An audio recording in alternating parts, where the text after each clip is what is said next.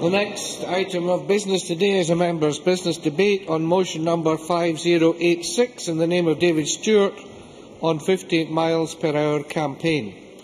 This debate will be concluded without any questions being put.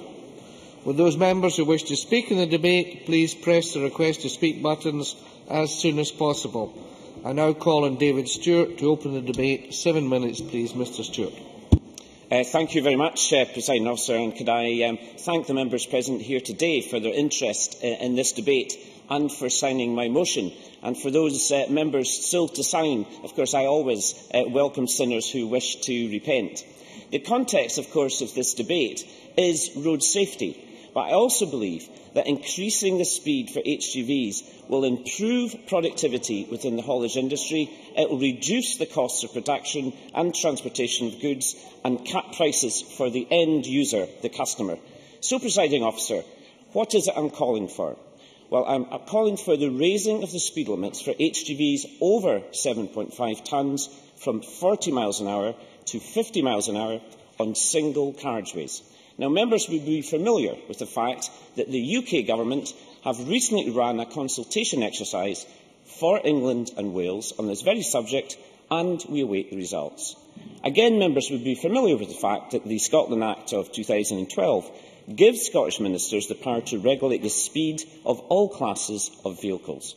And as a road safety campaigner on issues such as the graduated licence scheme for young drivers, I was contacted by a lorry driver, Conor-McKenna from Inverness, and agreed to support his campaign. Mr McKenna argued that the HGV speed limit for single carriageways frustrated other motorists and led to some to make dangerous overtaking manoeuvres. As the AA Chief Executive Edmund King said, drivers will generally support this proposed change as a common-sense move. Slower lorries can lead to tailbacks, dangerous overtaking and road rage. Free-flowing traffic will benefit road safety by reducing dangerous overtaking and benefit the environment by reducing emissions. And just quickly on the environmental issues, Presiding Officer, which many members will be aware about, my general view, of course, is that we should be taking freight off the road onto rail, and this party, when the administration was the Liberal Democrats, as members will know, pursued the Freight Facilities Grant and took much of the freight off the road onto rail. I also was taken by the Road Haulage Association assessment that lorries doing 50 miles an hour in higher gears actually have less emissions than vehicles doing 40 miles an hour at lower gears. So it's actually interesting. This is actually a pro-climate change policy as well. And Nick Gregg, who's Director of Policy and Research at the Institute of Advanced Motorists, said, "We welcome the consultation on new speed limits for lorries. On many long-distance rural roads, platooning behind lorries who are sticking to limits is often blamed for causing frustration and dangerous overtaking. Ideally, this change should be introduced in a series of trials and pilots so that the real impact can be assessed before the change is made permanent." So from all parts of the country, the message is the same. Modern trucks are perfectly capable of doing 50 miles an hour safely and fuel efficiently on suitable A roads, and raising the limit would lead to greater road safety and a reduction in death and injury. And I call on the Minister to pilot a trial on a cross-section of our key road network, such as the A9, before making further decisions. Truck drivers have the difficult duty of watching in their mirror long queues of increasingly frustrated drivers building up behind them. And occasionally, the drivers may well make dangerous manoeuvre as their patience comes to an end and the red mist comes down and clouds their judgment. Sometimes this frustration ends in tragedy, and many believe a higher speed limit would avoid this. The answer, I believe, Presiding Officer, is therefore to give professional HGV drivers the latitude to drive up to 50 miles an hour on single carriageway roads where there is no restriction on motorists beyond the national speed limits and where it is safe to do so.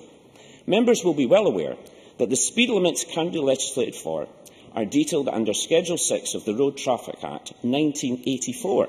We are talking about a speed limit which was set almost 30 years ago, when the design and safety capabilities of HGVs was very different to what they are today. Today's HGV have safety and design improvements in line with normal family cars and other road vehicles. Yes, of course, the stopping distance of HGVs is more than that of a family car. However, so is the stopping distance of HGVs under 7.5 tonnes, where these vehicles can legally drive at 50 on a single carriageway. So we have a strange anomaly, Presiding Officer. Two sizes of HGV. They can legally drive at different speeds, yet all cars, no matter what size, are subject to the same speed limit. Then, a crucial point, Presiding Officer, we have the driver. An HGV driver is technically far better trained than a normal car driver, having to pass two separate practical and theory tests in relation to driving and road safety awareness. In addition, HGV drivers undertake regular sight tests, unlike car drivers. These facts alone should surely lead us to conclude that there are far less road collisions involving HGVs than other forms of transport. So, in conclusion, Presiding Officer, I welcome the consultation exercise that has taken place south of the border in relation to this issue. And as a long-standing road safety campaigner, I urge the Scottish Government to seriously look at the issues and consider a study on the A9 and beyond. And as Jack Semple, who is Director of Policy at the Road Haulage Association, said, the overwhelming view of members is that the current 40-mile-an-hour speed limit is quite unnaturally slow on many roads and creates congestion, frustration and avoidable road safety risks for no good reason that is at an outdated limit. Developments in braking and other safety systems means that HGVs on roads today are perfectly capable of doing 50 miles an hour safely and fuel efficiently on suitable single-carriage roads. Raising the limit would lead to greater road safety and to a reduction in death and injury. I believe, Presiding Officer, that a new chapter in road safety is ready to be opened. What we need to succeed, to quote Sir Walter Scott, is the will to do and the soul to dare. Many thanks. I now call on David Thompson to be followed by Anne McTaggart. 4 minutes, please. Thank you, Presiding Officer. I would like to congratulate David Stewart for securing this debate. It's an incredibly important issue, and I agree with what he has to say. This is a relatively simple issue, so I apologise if I repeat and reinforce some of the points that he made. I've initiated and sustained many discussions with a number of trade associations, local businesses, MSPs and Scottish Government ministers in supporting this change, and believe that we are moving forward on this issue. Raising the speed limit for HGVs over 7.5 tonnes from 40 to 50 mph on single carriageway roads is an issue of great importance to my constituency, as the A9 is the main artery connecting Inverness and the North East Highlands with the Central Belt. And as David Stewart said, and I've had personal experience of this myself, long queues of traffic behind convoys of slow-moving lorries, known as platooning, is a particular issue on the A9, where much of the route is single carriageway. Frustrated drivers stuck behind these lorries are tempted to take chances overtaking, and this is undoubtedly one of the reasons why the A9 has faced so many safety issues over the years. I applaud the design and planning currently underway to dual the A9 from Inverness to Perth by 2025, and maybe a bit sooner, hopefully. But in the meanwhile, action must be taken to alleviate the dangerous conditions currently facing the A9 and other single carriageway roads across Scotland. Increasing the speed limit for these HGVs from 40 to 50 would lead, I believe, to a reduction in platooning and risky overtaking manoeuvres, meaning the road would be safer for all drivers. And beyond creating a safer Scotland, the decision would create increased revenue and savings for local businesses. According to the Department of Transport Impact Assessment, raising the speed limit for HGVs over 7.5 tonnes from 40 to 50 would create a net benefit of £454 million by 2030 throughout the UK. In addition, an increase in the speed limit would save 2.4 million man-hours a year for HGV drivers and countless more for other motorists. The direct impact of the change would save UK businesses £30.6 million a year. And obviously, significant savings in a proportion would apply in Scotland. There are also positive environmental impacts, as Dave Stewart has said. The increase in speed limit is supported by the Road Haulage Association, who noted that the increase would mean drivers would be able to stay in a higher, more fuel-efficient gear, leading to a more sustainable drive. This means less CO2 emissions, not just for HGVs, but for all traffic behind them. The Malcolm Group Limited, a leader in logistics, states that, and I quote, "The vehicles of today run at their optimum level at about 50 mph. At 40 mph, an HGV is labouring and costs more to operate." In 2006, the Freight Transport Inquiry conducted by the Scottish Parliament recommended that select arterial roads incorporate the higher speed limit to test the effects of a change on traffic. And a Transport Scotland project report in 2008 also suggested that an experimental trial should be conducted on the A9 between Perth and Inverness to resolve this issue. Regrettably, no action was ever taken. This government should be applauded for its commitment to dualling the A9 all the way to Inverness, which will deliver a huge boost to the Highland economy and road safety along the route. However, in the meantime, I believe there is a strong case to pilot an increase in the speed limit of single carriageways for HGVs. And finally, Presiding Officer, increasing the speed limit on single carriageway roads would have many benefits for all drivers in the wider economy, not just HGV drivers. It would also deliver an environmental boost through a more efficient average speed. I hope the Minister can support a pilot project on the A9 so we can properly evaluate the pros and cons of such an increase. Many thanks. Now call on Anne McTaggart to be followed by Murdo Fraser. Thank you, Presiding Officer. I'm delighted to contribute to the debate on the subject of 50 miles per hour campaign and would like to thank David-Stewart-MSP for securing the time in the Chamber today. I know that my colleague has a wealth of experience advocating on issues of road safety and is well placed to illustrate the key issues surrounding this important proposal. The proposition to increase the speed limit for HGV on single carriageways from 40 miles per hour to 50 miles per hour has been welcomed by the UK Government and it is subject of a Government's consultation document at Westminster. It has also gained the approval of the AA and the Institute of Advanced Motorists, who have welcomed it as a common sense move, which would be welcomed by all drivers and not just HGV drivers. However, other groups have expressed their concerns about the proposal. This document has highlighted some of the advantages such as a move could bring.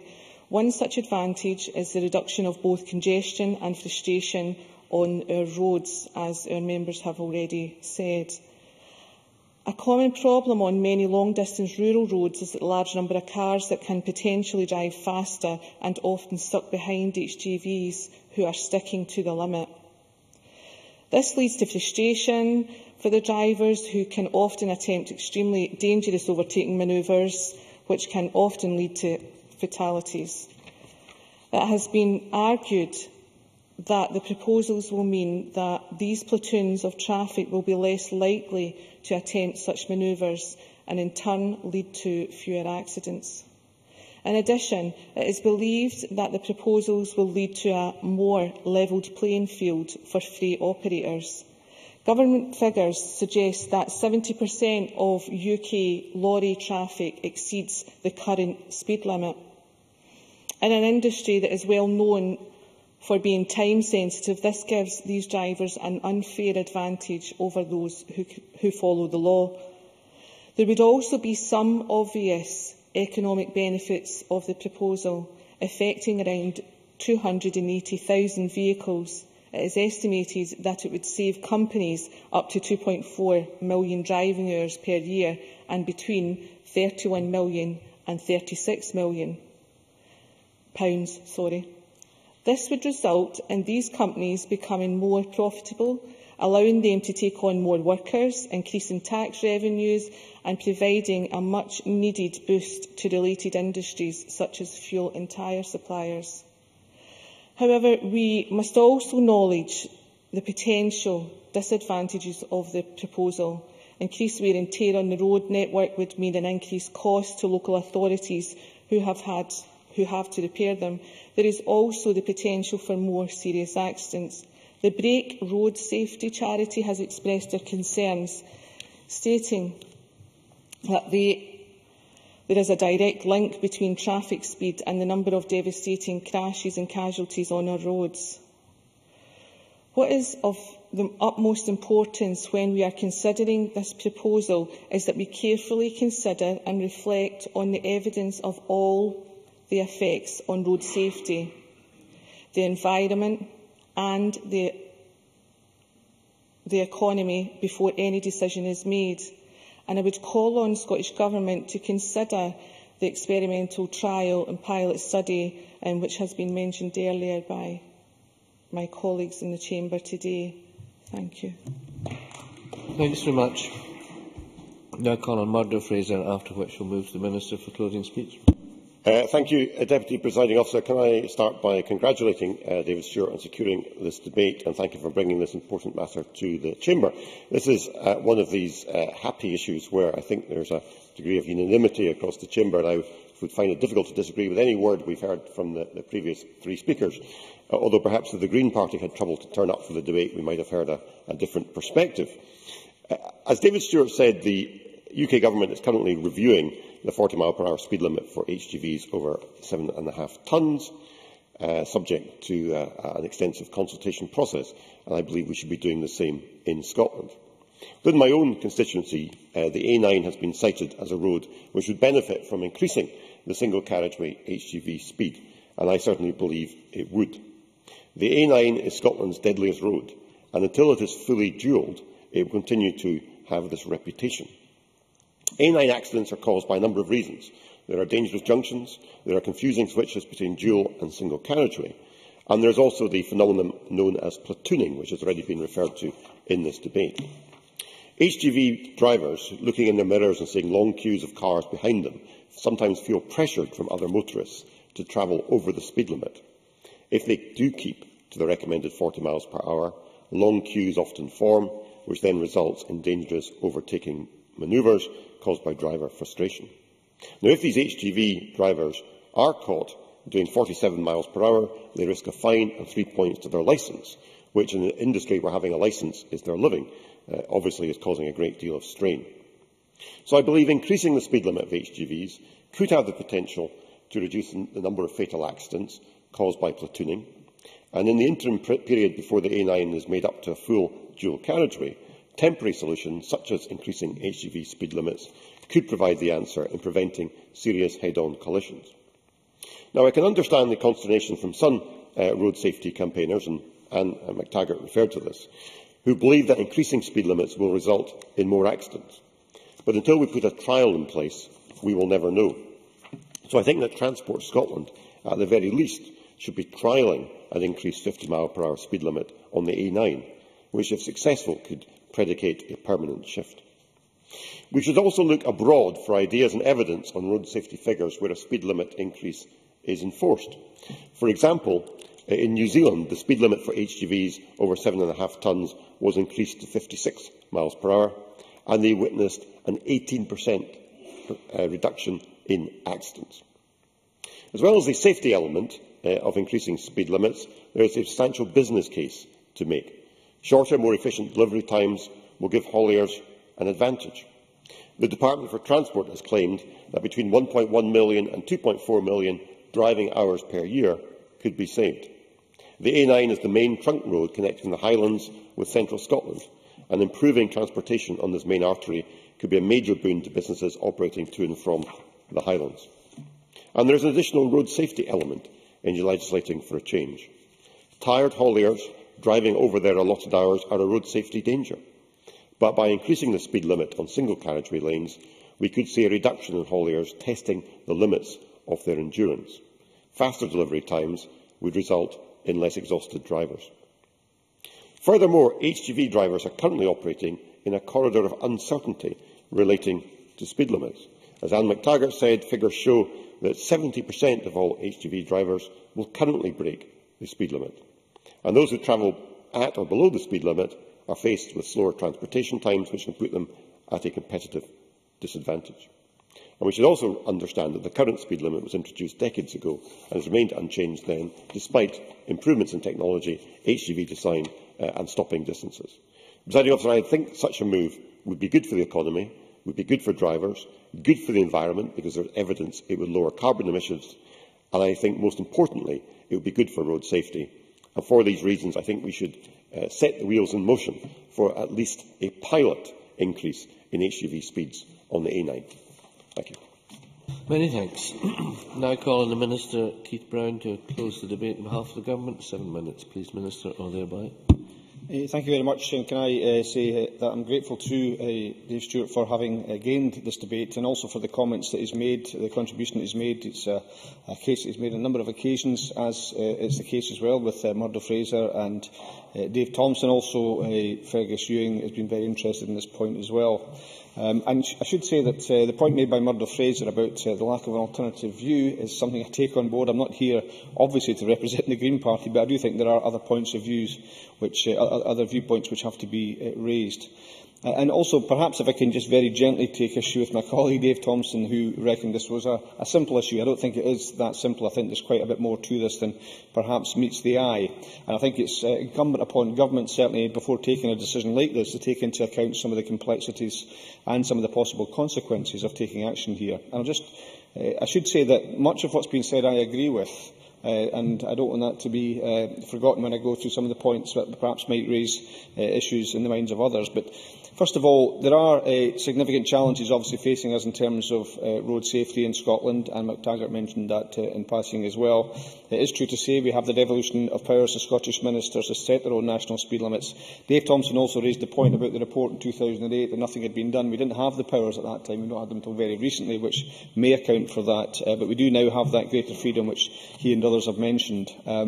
In the road safety framework that we set for 2020, we set ourselves very challenging national road safety targets. We still have those targets in Scotland that they've been dispensed with elsewhere in the UK, or at least certainly at Westminster. And the target was to reduce fatalities by 40%, serious injuries by 55%, based on a 2004-2008 average. It's worth saying that road casualties in Scotland in 2011, that's the latest confirmed figures, are at their lowest level since records began. It's also worth noting that 2/3 of fatal and serious accidents involving HGVs are on A roads. 2/3 of accidents and 3/4 of fatal accidents involving HGVs are on single carriageway roads. And it's also true to say there is no guarantee that a speed limit increase would alleviate the problem of frustration and dangerous overtaking. Worth bearing in mind, of course, overtaking will continue, but at a higher speed, and it takes longer to overtake an HGV travelling at 50 miles an hour than it does for one at 40 miles an hour. We've heard mention of the Transport Research Laboratory report in 2008. It recommended 14 different things be taken forward for further research. And it also did mention, as Dave Thompson rightly said, that the possibility of an experimental trial of a raised speed limit for HGVs should be considered. They suggested the trial should be conducted over a 3-year period on the A9 between Perth and Inverness.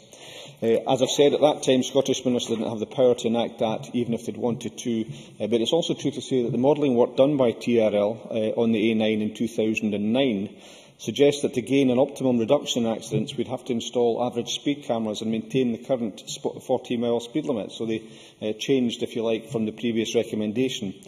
From a road safety perspective, they also said the best approach could be to leave speed limits as they are, or even slow cars further down. So there is different advice coming even from the same organisation, Transport Research Laboratory. National level modelling suggests there are economic benefits from increasing the speed limits for trucks, which a number of members have mentioned, and also decreasing journey times. They also said, though, the economic benefits are likely to be at least partially offset by greater emissions. They said it would be greater emissions. I know a number of members have said they reckon the emissions could be reduced, but TRL reckon greater emissions and lower air quality. They also suggest that the economic benefits would potentially outweigh the published cost of accidents. The modelling in 2009 did not examine the impact on other road users of road closures, which could be a significant issue on the A9, especially given the lack of alternative routes at different parts there. So, just to make the point, there are different points of view in relation to this. I've said previously, certainly. Minister's comments. He has been very fair-minded about the debate I think we've had. Clearly, the consultation is finished in England and Wales. There will be a massive amount of evidence that will still be applicable to Scotland about air quality, about speed and about safety. I assume that his officials will be analysing the consultation from England and Wales. And at one level, what is the costs of having a Scottish consultation or a mini-pilot? I do understand there's practical constraints, but it seems to me that this is a fairly minor experiment which can have greater gains for Scotland.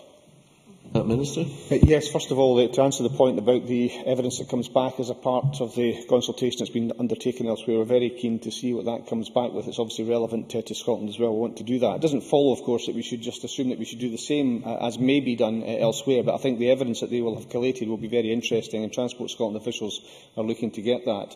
I think on the point about the pilot, which I've said before, we are seriously considering, I think in response to a point made by Murdo Fraser and separately in correspondence with Dave Thompson, we are seriously considering this point. I think, first of all, though, the first consideration has to be road safety. And that once you can get past that point, then you're starting to think about things about the costs, which Dave Stewart's mentioned. One of the costs would be, of course, the establishment of the average speed cameras, which we think would probably be essential to making sure that the change, if it was to happen, would be conducted in a safe way. So that would be one of the costs. Just to confirm to members that Dave Stewart asked that we seriously study the issues. He said that in his speech, and we were doing that, not least in relation to the pilot on the A9. And also his issue that would it lead to a reduction in accidents. He mentioned that it would. As I say, the evidence is not complete on that. In relation to the example which Murdo Fraser gave, for example, in New Zealand, it's worth bearing in mind that evidence from New Zealand didn't show that increased speed limits led to a reduction in accidents. It showed there was a continuation of a long-term downward trend in casualties per 100 million vehicle kilometres. There's no evidence that a change to HGV speed limits ensured that continued downward. It showed that there was a fall in the proportion of fatalities caused by HGVs from 2006. The policy was introduced in 2004, though, and fatalities increased between 2004 and 2005 and 2006. There was also an increase in injuries subsequently, so it wasn't totally conclusive, the evidence that was there, although it is something that Transport Scotland officials have looked at. They'll continue to do that. I think we do have to look at the question of how we maintain safety if we are to increase the speed limit, but I am certainly open-minded to it. The Government is considering it seriously, as we've been asked to do, as I say, by the members who are present, but we do have to do that in the situation of considering safety. I would say as well that we have no plans at the present time to consider changes to national speed limits or vehicle speed limits without established evidence. I think separate from that, although we have no plans to do that generally, the issue of a pilot, and specifically on the A9, is one that we're looking at very seriously, and I'm more than happy to confirm we'll keep members updated on the progress of that. Many thanks. I now suspend this meeting of Parliament until 2:30.